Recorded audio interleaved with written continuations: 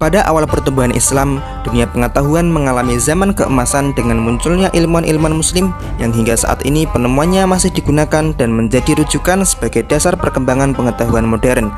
Di antara tokoh ilmuwan muslim itu adalah Muhammad bin Musa al-Khwarizmi atau lebih dikenal dengan Al-Khwarizmi, seorang ilmuwan besar pada masa dinasti Abbasiyah yang lahir sekitar tahun 780 Masehi di kota Khwarizm atau sekarang adalah kota Khiva di Uzbekistan, dan wafat di Baghdad sekitar tahun 850 Masehi.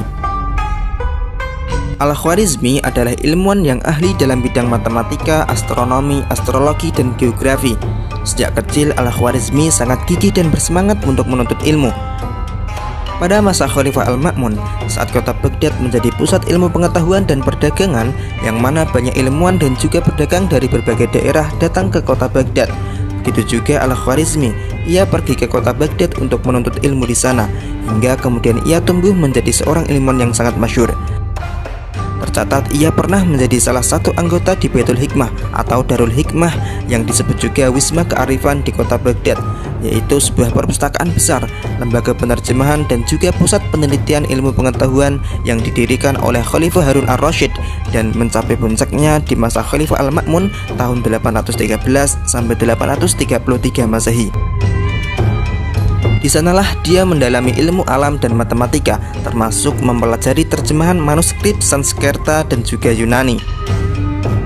Sepanjang hidupnya, ia mengabdi dalam bidang pendidikan dan riset keilmuan, dan banyak penemuan-penemuan penting yang sudah ia torehkan. Salah satu karya terbesar Al-Khwarizmi di bidang matematika adalah Al-Jabbar.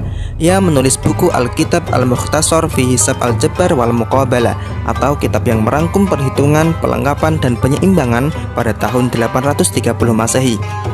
Al-Jabbar adalah materi yang banyak dipelajari di dunia. Al-Jabbar merupakan salah satu cabang matematika yang mempelajari penyederhanaan dan pemecahan masalah menggunakan simbol sebagai pengganti konstanta dan variabel. Kini Al-Jabbar telah banyak dimanfaatkan di dunia dan menjadi salah satu materi yang wajib diajarkan di sekolah-sekolah. Al-Khwarizmi juga berjasa dalam merumuskan dan menjelaskan dengan detail tabel sinus, kosinus, dan trigonometri. Nah, karena karya-karyanya ini, kemudian Al-Khwarizmi disebut sebagai Bapak Al-Jabbar. Tidak hanya konsep Al-Jabbar, Al-Khwarizmi juga merupakan orang yang pertama kali menemukan bilangan 0 atau dalam bahasa Arab disebut sifr. Al-Khwarizmi adalah orang pertama yang menjelaskan kegunaan angka-angka, termasuk angka 0. Karyanya dalam bidang aritmatika tertulis dalam kitab Al-Jam'a wa Tafriq bil Hisabil Hindi, yaitu sebuah buku tentang penjumlahan dan pengurangan berdasarkan kalkulasi Hindu. Ia memperkenalkan penggunaan angka Hindu 1 sampai dengan 9 dan angka 0.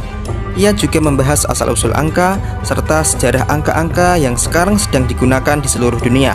Melalui karya-karyanya inilah orang-orang Eropa belajar menggunakan angka 0 untuk memudahkan menghitung puluhan, ratusan, ribuan, dan seterusnya. Di dalam karyanya itu juga, Al-Khwarizmi mengenalkan konsep algoritma. Algoritma adalah langkah-langkah yang logis mengenai penyelesaian masalah yang disusun secara sistematis. Algoritma merupakan jantung ilmu informatika komputer. Maka tanpa adanya algoritma ini, mungkin tidak akan ada teknologi komputer seperti sekarang ini.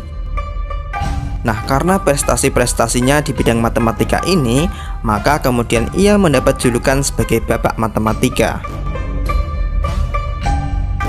Tidak hanya di bidang matematika saja, Al-Khwarizmi juga berkontribusi dalam bidang geografi dan astronomi. Di bidang geografi, ia menulis buku yang berjudul Kitab Suratul Ard, yang artinya buku pemandangan dunia atau kenampakan bumi. Buku ini selesai pada tahun 833 Masehi. Buku ini berisi revisi dan penyempurnaan terhadap peta yang dituliskan oleh Ptolemeus.